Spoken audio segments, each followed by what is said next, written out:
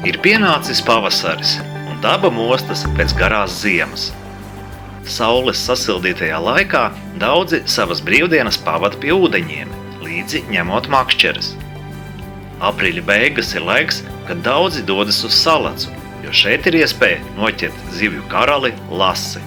Salasgrievas dome šogad organizēja pasākumu visiem lašu spinningošanas entuziastiem, kuri 8 stundu sacensību laikā varēja nodemonstrēt savu meistarību un izcīnīt laša karaļa titulu.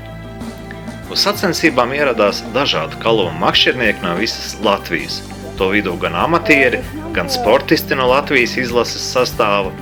Piedalījās arī viesi no Igaunijas. Pēc Salasgrievas mēra uzrunas makšķernieki devās dažādos virzienos gar upi meklēt vietas, kur varētu atrasties laši vai taimiņi. Diena bija saulaina un silta. Tādā laikā atrasties pie Salacas ir neaizmirstama bauda, un jāvēl paveicis noķert lasi. Dažiem gadījās kuriozi. Lašu vietā pieķērās līdaks, kuras tika atlaistas upē.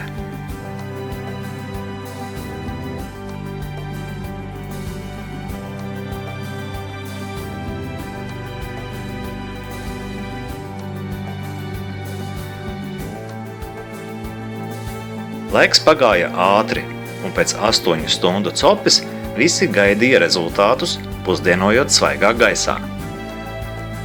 Salaca šogad bija dāsna. Lašus un taimiņus noķēra katrs 4. dalībnieks, par ko arī saņēma kausus un medaļas no organizētājiem.